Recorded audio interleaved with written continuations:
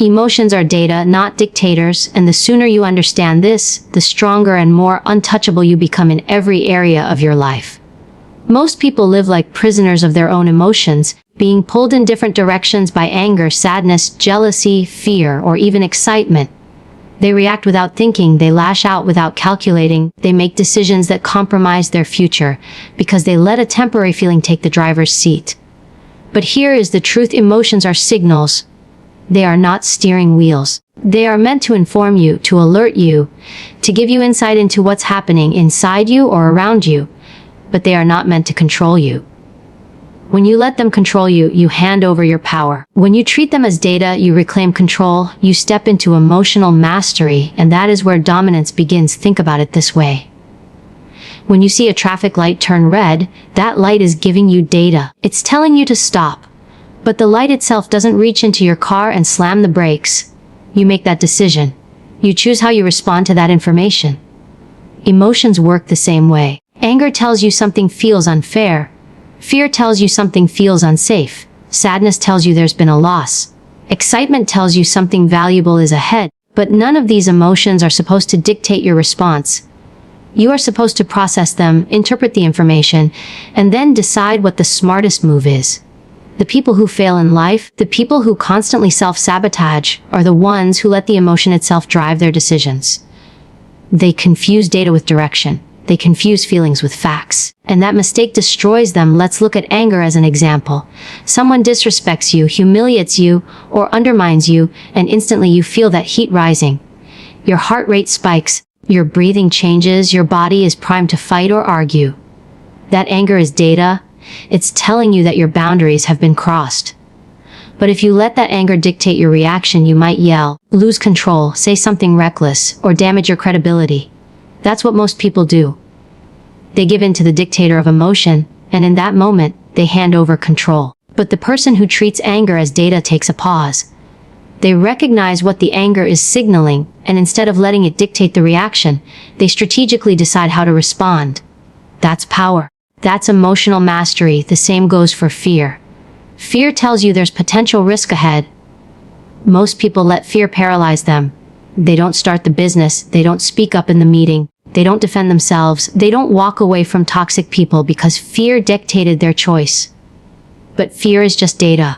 It's saying, pay attention, assess the situation. Is the fear protecting you from genuine danger? Or is it just exposing a limitation you need to push through?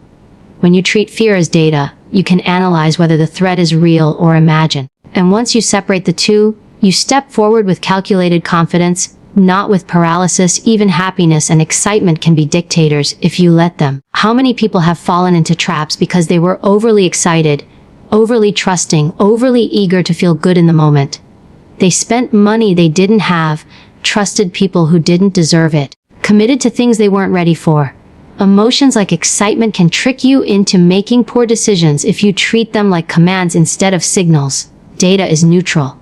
Data requires interpretation, but dictators demand compliance.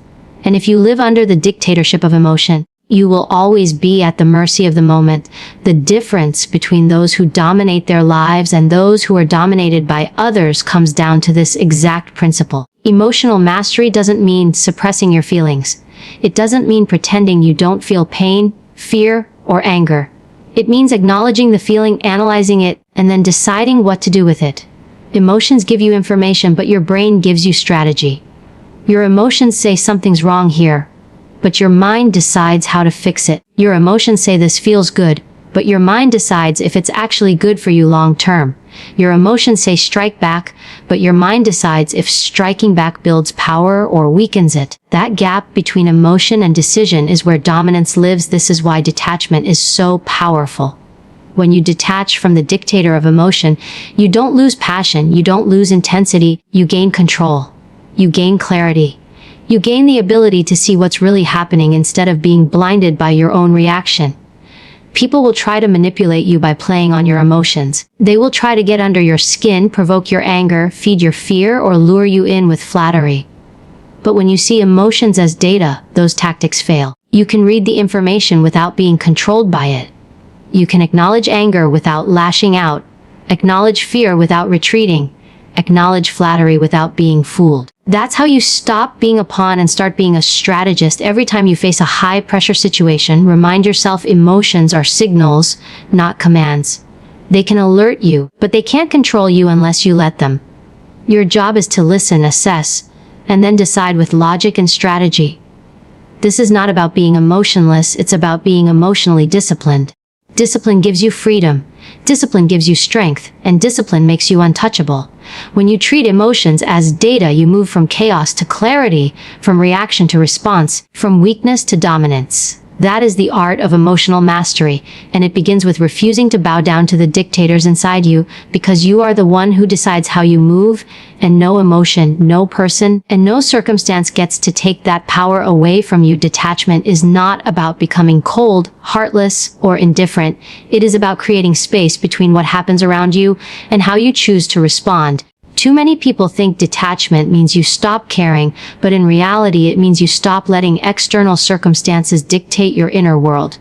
It means you can still care deeply, you can still love, you can still fight for what matters to you, but you don't allow every insult, every disappointment, every failure, or every attack to hijack your peace of mind. Detachment is the ability to see things clearly without drowning in them, to feel emotion without being consumed by it, and to make decisions from strength instead of desperation. People who dominate life are not the ones who feel nothing. They are the ones who feel everything but refuse to let those feelings control them. That's the art of emotional mastery. When you practice detachment, you give yourself the gift of clarity. Think about how many people make bad decisions because they are too close, too entangled, too emotionally wrapped up in the moment. They can't see the bigger picture because they are consumed by the heat of anger, the sting of rejection, or the rush of fear. Detachment allows you to take a mental step back, to zoom out, to see the situation from a higher vantage point. And from that position, you can make a choice that strengthens you instead of weakens you. For example, when someone disrespects you, the emotional response is to strike back instantly, to prove yourself, to shout louder. But detachment gives you the space to ask, is reacting right now actually serving me? Or is it feeding the other person's ego? Detachment lets you see that sometimes silence is more powerful than words. Sometimes walking away shows more strength than fighting. And sometimes patience destroys your opponent more effectively than aggression ever could. Detachment is also what protects you from being manipulated. People will always try to use your emotions against you. They know if they can make you angry, they can control your reaction. If they can make you desperate, they can trap you in bad deals. If they can make you afraid, they can stop you from taking action. But when you are detached, those tactics fall flat. You no longer give others the keys to your internal state.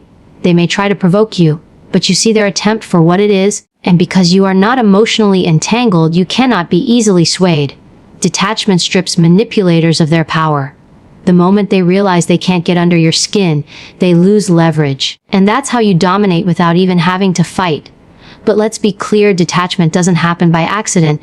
It takes practice. It requires awareness of your triggers, and it requires discipline to pause before you react. It means noticing when your heart rate spikes, when your mind starts racing, when your body wants to lash out, and instead of automatically reacting, you pull back. You take a breath, you analyze, and you choose deliberately. That pause is the most powerful weapon you have, because in that pause you take back control. In that pause you prove that you are not a slave to circumstance, but a master of yourself. People think power comes from force, from domination, from being the loudest in the room. But real power comes from self-control. The one who can detach in the heat of conflict always has the upper hand. Detachment also helps you guard your energy. Every time you get caught up in drama, in petty arguments, in other people's negativity, you waste mental and emotional energy that could be used to build your future, strengthen your goals, and sharpen your skills. Most people exhaust themselves because they are emotionally entangled in battles that don't even matter. Detachment is about choosing what deserves your energy and what doesn't. It's about refusing to engage in fights that drain you and focusing only on the ones that elevate you. When you stop reacting to everything, you conserve energy for the things that actually move your life forward. That is how you dominate without burning out. Think about people who have truly mastered themselves. They walk into a room and you can feel their presence, not because they're loud, but because they're centered. They don't flinch when challenged. They don't crumble when criticized. They don't explode when provoked. They observe, they assess, and they respond with precision.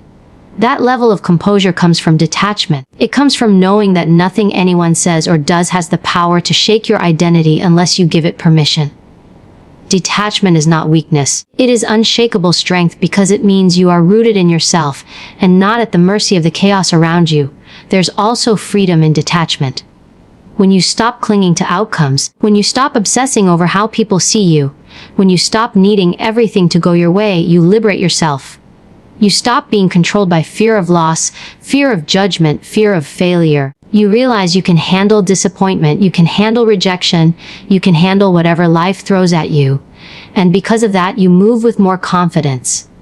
Detachment doesn't kill ambition, it fuels it, because you're no longer paralyzed by what if. You take bolder risks, you make sharper moves, and you play the game at a higher level because you are not enslaved to the emotional ups and downs of every result. The real art of emotional mastery lies in this balance. Caring deeply but not clinging desperately, feeling emotions but not being ruled by them, engaging in life fully but never letting it dictate who you are inside. Detachment gives you the space to dominate because it puts you in control of yourself, and when you control yourself, no one else can control you. That is the kind of strength that makes you unstoppable, untouchable, and undeniable. Domination in life, business, or relationships rarely comes from physical force or loud words. It comes from the ability to maintain control when others lose theirs. Emotional mastery is the quiet, invisible advantage that separates those who consistently win from those who constantly stumble. The third key of this art lies in understanding that people will always try to use your emotions against you. They will poke at your insecurities, push your buttons, and test your patience because they know if they can trigger you, they can control you. The moment you get angry, you reveal your weakness. The moment you get desperate, you lose leverage. The moment you get afraid, you hand over your power.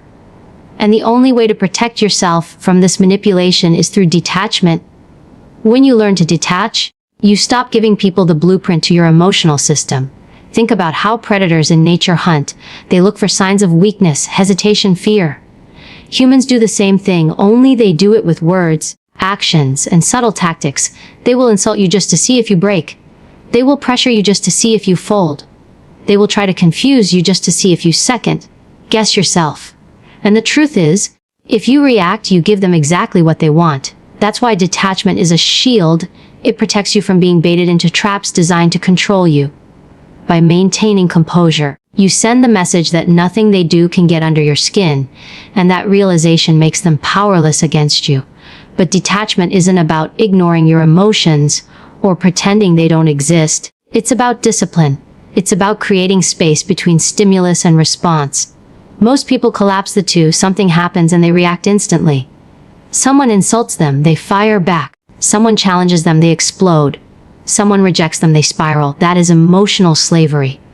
Detachment allows you to widen the gap, to notice the trigger, to breathe, and to choose a response that serves you instead of sabotages you. When you operate this way, you no longer react like a puppet to someone else's strings. You hold the strings, you decide when to move, how to move, and whether to move at all. Detachment is what makes manipulation useless. Imagine someone trying to make you angry in order to throw you off balance. If you detach, their words become noise, not commands. Imagine someone trying to make you desperate by dangling an opportunity over your head. If you detach, you see the strings attached and you realize walking away may be the smarter play. Imagine someone trying to make you afraid by painting worst-case scenarios.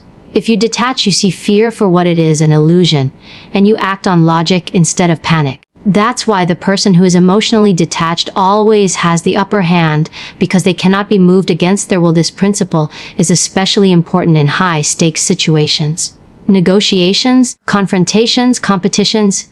These are arenas where emotions run hot, and whoever controls the temperature usually controls the outcome. If you lose your cool, you lose your leverage.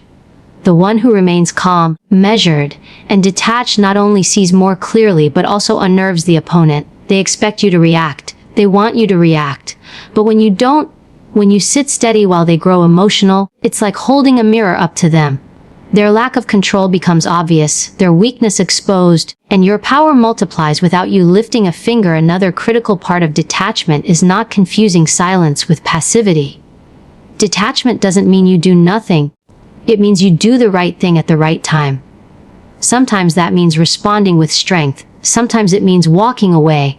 Sometimes it means waiting until your emotions settle before taking action. The key is that your choice comes from intention, not impulse. You decide based on strategy, not on someone else's attempt to provoke you.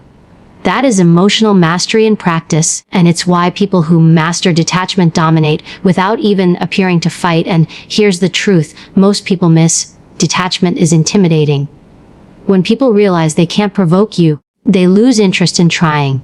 When they see that their insults don't sting, their games don't work, and their pressure doesn't move you, they start questioning their own power. In fact, your calmness unsettles them more than any aggressive reaction ever could. The absence of reaction forces them to confront themselves, and that's often more destructive to their confidence than anything you could say. Your composure becomes a weapon. Your discipline becomes your armor, and your silence becomes your loudest message. This is why emotional mastery through detachment is not just about protecting yourself, it's about dominating strategically. You win not by overpowering others, but by outlasting them, out-centering them, and out-controlling yourself. Most people crumble under their own emotions. They sabotage their opportunities, destroy their relationships, and hand away their leverage because they cannot detach. But when you master this art, you turn every situation into a game you control. No one can use your emotions against you. No one can bait you into losing focus. No one can steal your power. Detachment ensures you are always the one setting the pace, always the one holding the upper hand, and always the one walking away stronger. The lesson is simple but not easy if you want to dominate master detachment. Practice pausing before reacting. Practice noticing when someone is pushing your buttons. Practice pulling back your emotions instead of spilling them everywhere. The more you practice, the more natural it becomes, until eventually no one can shake you. You stop being a target, you stop being easy to manipulate, and you start being the one others fear going up against. Detachment doesn't make you weaker, it makes you untouchable. And that is the ultimate form of dominance. Detachment, when practiced at its highest level, becomes the invisible armor that allows you to walk into any situation without fear of losing yourself. The fourth key of emotional mastery is about taking that shield and turning it into a weapon. Most people think detachment is passive, like shutting down, walking away, or not caring. But that's not the truth. Detachment is not weakness, it's power. It's the ability to stand in the middle of chaos, insults flying, pressure mounting, competition circling, and remain untouched. When you are detached, you stop bleeding emotions that others can feed on, and you start projecting a strength that makes them second-guess themselves. That's where domination begins, not through force, but through composure that unnerves everyone who doesn't have it. Think about what happens when someone insults you in public. The average person reacts instantly. They lash back, they defend themselves, they show anger, they try to prove something. In doing so, they expose their insecurities, they give away their buttons, and they let the other person know exactly how to control them in the future. But if you detach, you flip the dynamic completely. You don't take the bait. You don't show that you're bothered. You don't give them the satisfaction of seeing you unravel. Instead, you stand calm, collected, and grounded. That silence, that restraint, that unshaken presence is louder than any comeback you could throw. And the person who tried to humiliate you is left looking smaller, weaker, and desperate for attention they no longer receive. Detachment, when applied this way, is not about ignoring the situation, but about controlling the narrative.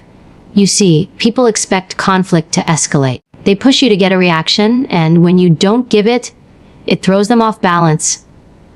They lose control of the script they thought they were writing, and suddenly they're the ones stumbling. This is where domination happens, not because you fought harder, but because you refuse to fight on their terms. Your emotional stillness forces them to face themselves, and most people aren't prepared for that mirror. They expect chaos, they expect noise, they expect battle, but your composure becomes the weapon that cuts deeper than any words could. Now take this into high-stakes environments. Negotiations, leadership, competition. Everyone around you is fueled by adrenaline, fear, ego, and desperation. They talk too much, they move too fast, they reveal their intentions without realizing it. But when you detach, you slow down time. You observe while others scramble. You notice what they say, what they hide, what they overcompensate for. Detachment sharpens your vision. It gives you clarity when others are clouded, and that clarity lets you make decisions that are not just smarter but far more effective. While they are blinded by emotion, you are guided by strategy. And strategy always beats impulse. The real beauty of detachment is that it creates leverage. When you're not emotionally tied to an outcome, you can walk away. And the ability to walk away is one of the most powerful positions you can hold. In business, it means no deal can pressure you into desperation. In relationships, it means no one can manipulate you with fear of loss. In life, it means you live from strength, not from need. Detachment removes the chains of dependency, and that freedom is intimidating to anyone who tries to control you. Because they can't.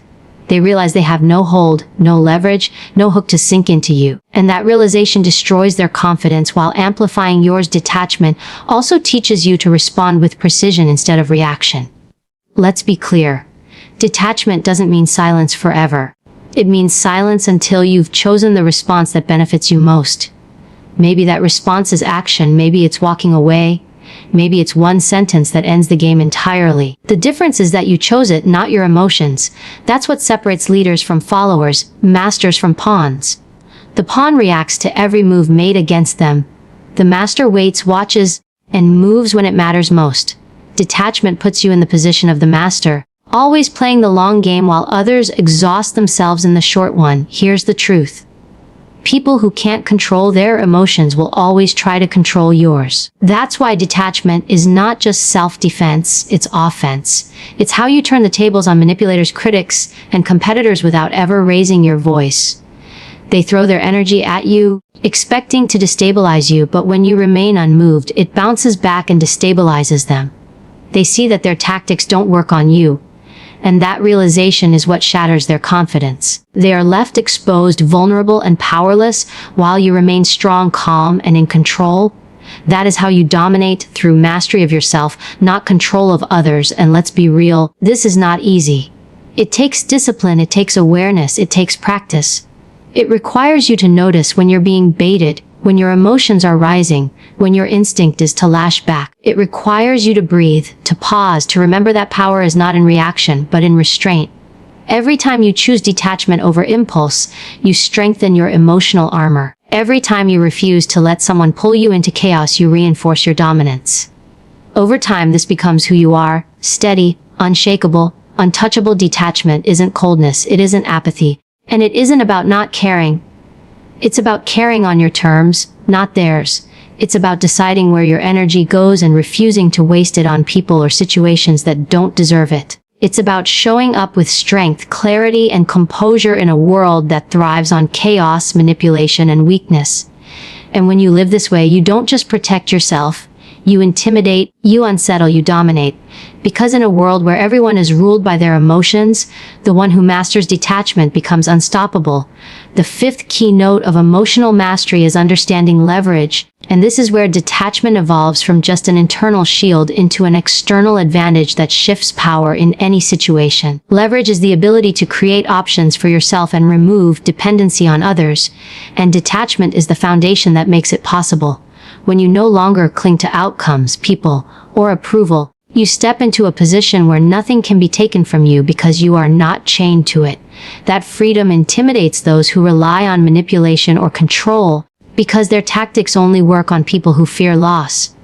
But when you are detached, when you know you can walk away, the entire game changes. Because you become the one with choices while they become the one bound by need. Think about the most powerful negotiations in history, whether in business, politics, or even everyday life. The side that is willing to walk away is the one with true control. Why? Because desperation always loses to composure. If someone senses you need them, that you're tied emotionally to the outcome, they will exploit it, they will push, and they will corner you. But when you show that you don't need their validation, their deal, their acceptance, you shift the balance of power instantly. You gain leverage not because you are louder, richer, or more aggressive, but because your strength comes from being independent of their approval. Detachment makes you unshakable, and that unshakable presence makes people respect you, even if they don't like it. This is why leverage through detachment is one of the most overlooked forms of dominance. Too many people hand away their power by trying to please, trying to prove, trying to win people over. They beg for recognition. They chase validation. They cling to relationships. They can't imagine walking away from a job, a deal, or a person because their self-worth is tied to it. That's why they remain trapped, manipulated, and used. Leverage begins the moment you understand you don't have to play that game. You don't need to convince anyone of your value. You don't need to win everyone's approval. You don't need to fight for scraps of attention. You simply need to know your own worth and stand firm in it. That confidence, rooted in detachment, makes people come to you, makes people reconsider how they approach you, and makes people think twice before trying to control you. Now, let's apply this in practical scenarios. In the workplace, maybe a superior tries to disrespect you or a colleague undermines you. Most people react emotionally. They defend themselves, they argue, they let the situation consume their peace. But if you detach, you don't take the bait. You recognize that your value doesn't depend on their validation, and your future isn't tied to their approval. So you stay calm, you observe, and you use that clarity to either outmaneuver them, or to walk away from the toxic environment altogether. Both choices give you leverage in relationships. Someone might play games with your emotions to keep control. They withdraw affection, they manipulate, they test your insecurities. But if you detach, if you are not dependent on their validation, those games fall flat. You don't chase, you don't beg, you don't break. You stand grounded, and in doing so you hold the leverage, because they realize their power doesn't work on you. The power of leverage also lies in the silence and patience that detachment gives you. When others rush, when they push you to react, your ability to hold back creates pressure on them instead. People who are emotionally desperate can't stand silence. They reveal themselves, they over-explain, they expose their weak points. But the one who is detached waits, observes, and then makes a move at the right time. That timing is everything. It's how leaders win negotiations, how warriors win battles, how competitors win games. Not by fighting at every moment, but by waiting for the moment that counts and striking with precision. Detachment allows you to bide your time and turn patience into a weapon of leverage. Leverage also transforms how people see you. When you're detached, you project confidence that others can feel without you saying a word. People respect those who can walk away because it signals strength, self-respect, and independence. And let's be real, respect matters more than attention. Anyone can demand attention, but very few can command respect. Detachment makes you one of those few. It communicates that you're not desperate for approval, that you're not easily controlled, and that you value yourself too much to settle for less than you deserve. That's a form of leverage more powerful than money, status, or force, because respect is the currency that lasts when everything else fades. But let's not pretend this comes easily. Detachment and leverage require discipline. They require you to rewire your instinct to cling, to fight, to prove. It's not natural at first, because we're conditioned to chase approval, to fear rejection, to need belonging. But once you begin practicing detachment, once you realize the power of being able to say no, of being able to walk away, of being able to stand alone, you will never go back. Because that kind of leverage feels like freedom. It makes you see that you are never powerless. You are simply tied to illusions that others use to control you. Break those ties, and suddenly, the respect, the influence, and the control that seemed unreachable are all within your grasp. Leverage through detachment is not about arrogance or coldness. It's about clarity and strength. It's about knowing you are whole and valuable on your own, and because of that you cannot be used. It's about recognizing that desperation weakens you, but independence makes you untouchable. And once you master this, you don't just survive in a competitive, manipulative world. You dominate. Because you are the one no one can manipulate, the one no one can pressure, the one who always has the power of choice. That is the essence of leverage, and it belongs to those strong enough to detach. The sixth keynote of emotional mastery is the art of emotional redirection. And this is where the ability to detach not only shields you, but allows you to dominate situations by controlling the flow of energy around you. When people try to provoke, humiliate, or manipulate, their weapon is not their words or actions. It's the emotional reaction they want to extract from you. They want you to get angry, defensive, insecure, or ashamed, because once you're in that state, they own you. Emotional redirection is the skill of taking that incoming force and choosing, where it goes instead of letting it explode inside you. It is about transforming their attempt to destabilize you into fuel for your own clarity, strategy, and strength. And this is one of the most advanced levels of emotional mastery. Think of it like martial arts, where the most skilled fighters don't resist force with force, they redirect it. When an opponent lunges, instead of blocking head on, the master uses the opponent's momentum against them. That's what emotional redirection is. When someone throws negativity at you, you don't meet it with equal negativity. You don't get flustered, you don't lash out, and you don't shrink down. You observe, you remain detached, and you use that moment to control the emotional tone of the encounter. By refusing to give them what they want, your instability, you flip the power dynamic.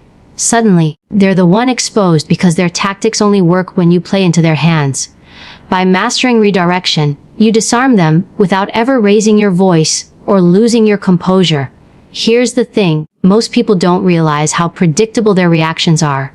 Insults make them angry, criticism makes them defensive, rejection makes them insecure, humiliation makes them shrink. That predictability makes them easy to manipulate, because people who can anticipate your reaction can steer your behavior. Emotional redirection breaks that cycle. Instead of reacting on autopilot, you pause. You don't feed the fire they're trying to ignite. Instead, you redirect the emotional energy back into control, into silence, into poise. That pause is powerful, because it unsettles the person trying to provoke you. They expected chaos, but they got calm. They expected weakness, but they got strength. And that unexpected redirection creates dominance without a single word needing to be spoken. Let's bring this into the real world. Imagine being in a meeting where someone undermines you publicly. The natural reaction might be to snap back, defend yourself, or look embarrassed. That's exactly what they want, to put you on edge. But if you redirect, you take their attempt and turn it into authority. You smile slightly, you hold silence for a moment longer than expected, you keep your body language composed, and then you respond with precision instead of emotion. Suddenly, everyone in the room sees the contrast: one person trying to provoke and another refusing to be shaken. You've redirected their attack into a display of your strength, and in doing so, you've elevated yourself without lowering your energy to their level. That is emotional mastery in action. In personal relationships, emotional redirection is equally transformative. Suppose someone close to you tries to guilt you, manipulate you, or press your insecurities. If you let those buttons work, they win. But if you redirect, you take that guilt, that manipulation, and instead of absorbing it, you see it clearly for what it is. You don't deny it, you don't argue with it. You simply don't allow it to stick. You let the words pass, and you respond from a place of clarity, not emotional reaction. That shift makes you immune to emotional control, because the person trying to use your feelings against you can no longer predict your response. The moment you become unpredictable, you become unbreakable, because no one can control what they can't anticipate. Redirection also strengthens you internally. When you master it, you stop wasting energy on anger, resentment, or self-doubt, and instead you channel that energy into growth, focus, and strategy. Someone insults you. Redirect that sting into motivation to rise higher. Someone tries to humiliate you. Redirect that attempt into proof of your resilience. Someone criticizes you unfairly. Redirect that negativity into sharpening your self-awareness and standards. Every attack becomes a resource. Every attempt to destabilize you becomes fuel. Instead of breaking down under pressure, you use the pressure to harden your discipline, to sharpen your mind, to strengthen your emotional armor. This is why emotional redirection is not just a defense, but an offense. It turns what was meant to harm you into the very force that propels you forward. The beauty of redirection is that it requires no aggression, no shouting, no dramatic confrontation. It's quiet, subtle, and deeply powerful. The person trying to shake you will often become more rattled than you, because they realize they can't reach you. That's dominance at its purest form: control without force, victory without fighting. It's what separates people who are slaves to their emotions from those who command their emotions like a weapon. And when you practice this consistently, people begin to notice. They see you as someone who can't be shaken, someone who radiates authority and calm no matter the storm. That perception alone makes people think twice before testing you, because they know you are not an easy target. But let's be clear, emotional redirection isn't about suppressing your feelings or pretending you're unaffected. It's about choosing what you do with them. Suppression is denial, but redirection is control. You acknowledge what you feel, you own it, and then you decide where that energy goes. That decision is what makes you powerful. Instead of anger owning you, you own the anger and use it constructively. Instead of humiliation crushing you, you use it to strengthen your self-worth. That choice is the essence of emotional mastery, because it proves that no one outside of you has control over your inner state unless you hand it to them. Emotional redirection is one of the most advanced skills because it turns the tables in any dynamic. It takes someone's attempt to weaken you and flips it into an opportunity to showcase your composure, your discipline, and your dominance. It builds a reputation that you are untouchable, not because life doesn't challenge you, but because you refuse to let others dictate how you feel or how you act. That level of mastery makes you not only resilient, but commanding. And once you understand it, once you practice it, once you live it, you'll realize that the power people once had over you was never real. It only existed in your reactions. Redirect those, and suddenly you are the one in control of every outcome. The seventh keynote of emotional mastery is discipline under pressure. And this is where the difference between those who crumble and those who dominate becomes crystal clear. It is easy to stay composed when life is smooth, when no one is challenging you, when everything feels in your control. But the true measure of strength is not who you are when things are easy. It's who you are when everything is stacked against you. Discipline under pressure means you remain intentional, steady, and unshaken in the very moments that others lose control. This discipline is what sets you apart, because when people expect you to break, you hold firm, and when they expect you to react, you stay deliberate. That unpredictability is power, because no one can manipulate or weaken someone who refuses to be pulled off balance. Think about how most people behave under pressure. Someone insults them and they lash out. Someone questions them and they get defensive.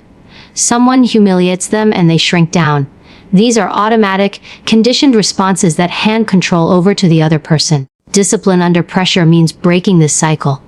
It means rewiring your instinct to react impulsively and replacing it with a conscious decision to hold the line. It's not about pretending you don't feel anything. It's about mastering the pause, the space between stimulus and response where all your power lies. In that pause, you decide, do I let this person steer me into anger, shame, or insecurity, or do I stay rooted in who I am, regardless of what they throw at me? That pause is the battlefield where emotional warriors are made. When you live with this kind of discipline, people quickly realize they cannot predict you. They can throw their insults, their criticisms, their doubts, but you don't hand them your power by reacting the way they want. Instead, you keep your posture calm, your tone measured, your eyes steady. That composure under pressure is unnerving for anyone trying to provoke you, because it strips them of their control. They wanted chaos, but you gave them calm. They wanted weakness, but you gave them strength. In that moment, you dominate not by overpowering them, but by showing that their weapons are useless against you.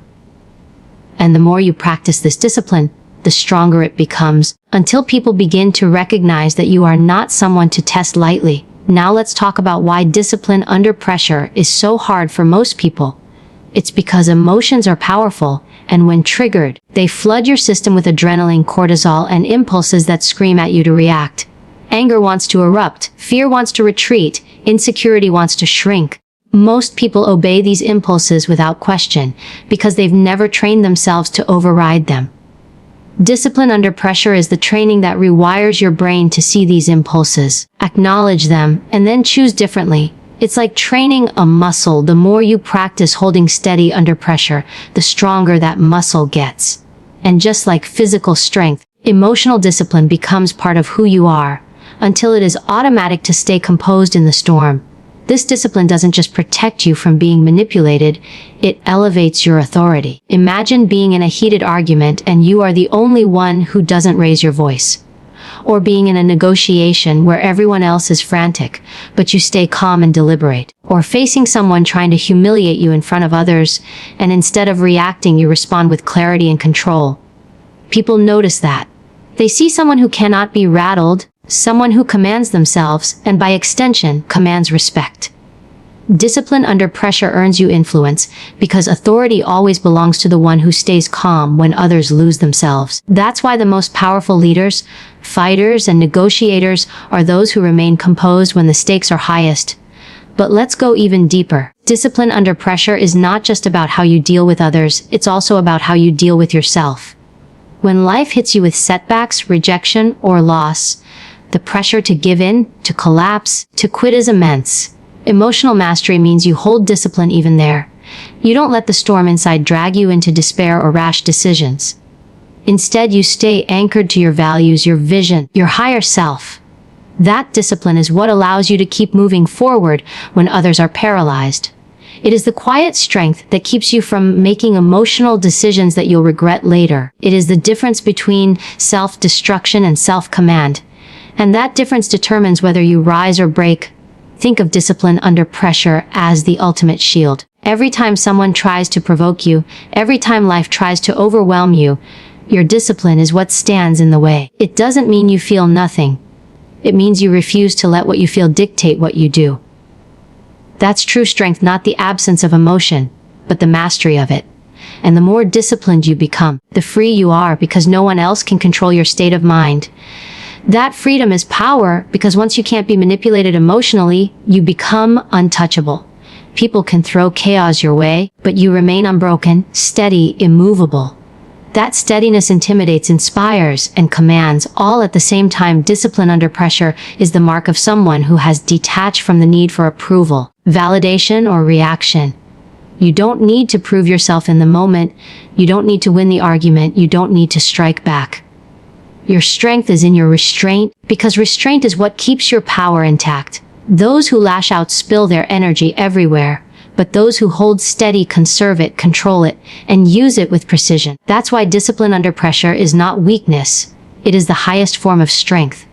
It means you own yourself so completely that no one else can pull you out of alignment. And when you can master that, when you can stand unshaken in the heat of pressure, you become a force that others cannot bend, break, or control. The eighth keynote of emotional mastery is the art of dominance through silence and presence. Because when you strip away the noise, the reactions, the desperate need to defend or prove yourself, what you are left with is raw authority. Silence is not weakness, it is not avoidance, it is not passivity. It is deliberate, strategic, and deeply unsettling to those who expect a reaction. When you master silence, you master control, and when you master control, you dominate every situation you walk into. Your presence begins to speak louder than your words ever could, because silence forces people to sit with their own discomfort, their own guilt, their own insecurity. And that is where true psychological power is built. Not in the words you speak, but in the discipline you hold back. Most people don't understand this, because society teaches us to defend ourselves, to argue back, to respond to every challenge. But every time you do that, you give away a piece of your power. You show that you can be triggered, that you can be manipulated, that you can be pulled into someone else's game. Silence flips the script. It says, you don't get to control me. You don't get my energy. You don't get my reaction. That absence of reaction is louder than any argument you could make. It makes people second guess themselves. It makes them question their impact on you. And it forces them to confront the reality that their attempts to dominate you failed. That's why silence is not just the absence of words, it is the presence of strength, and when used intentionally, it dismantles anyone trying to shake your confidence. Think about this in real situations. Someone disrespects you publicly, and instead of snapping back or defending yourself frantically, you pause. You hold steady. Maybe you even smile faintly or maintain steady eye contact. That silence is a mirror. It reflects their behavior back at them, without giving them the satisfaction of controlling your emotions. Or think about a high-stakes negotiation where the other side is pressuring you, throwing out offers and ultimatums, expecting you to cave. You stay quiet, you let their words hang in the air, and in that silence, they become uncomfortable. They start talking more, revealing more, doubting themselves. That's the hidden weapon of silence. It shifts the pressure back onto the other person, making them crumble under the weight of their own words. Silence makes the battlefield theirs, not yours, and most people can't survive in it now. Presence is the other side of this coin. Presence is not about being the loudest voice in the room or the most aggressive personality. Presence is about energy, the way you carry yourself, the way you enter a room, the way you hold space without needing validation. People with true presence don't have to announce themselves. They are felt. They are the ones who walk in with quiet confidence, who command attention without saying a word, who radiate composure even in chaos. Presence is born from inner mastery, from knowing exactly who you are and refusing to let external circumstances dictate your worth. That kind of presence is magnetic, intimidating, and inspiring all at once.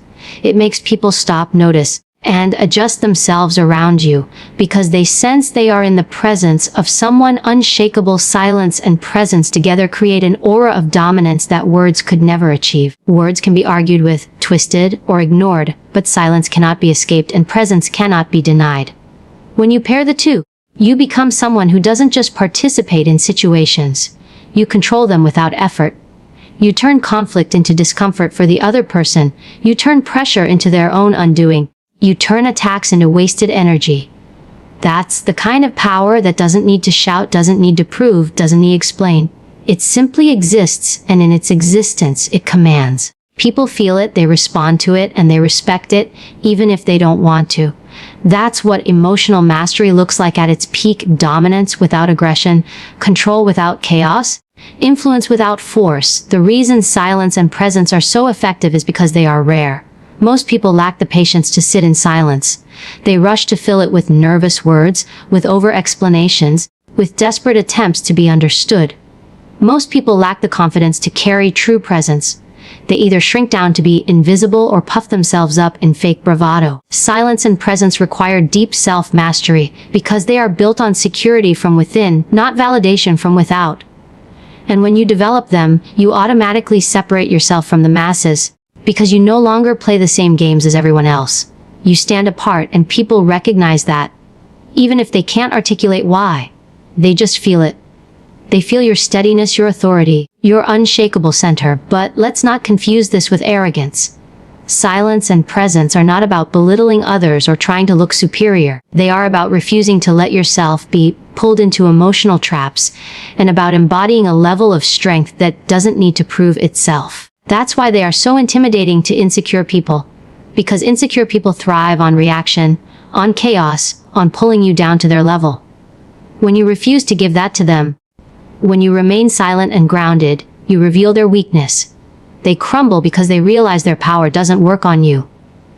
And that's the ultimate form of dominance, showing someone, without saying a word, that they cannot touch you. The more you practice silence and presence, the more they become your natural state. At first, it takes effort to bite your tongue, to hold steady, to resist the urge to explain or defend. But over time, it becomes who you are. You no longer feel the need to prove yourself. You no longer hand out reactions like candy. You no longer waste energy on battles that don't matter. You simply embody mastery, and people recognize it instinctively. They respect it, they fear it, they admire it. And most importantly, it gives you peace, because when you are silent and present, you are unshaken. You dominate not by force, but by being untouchable, and that is the ultimate art of emotional mastery.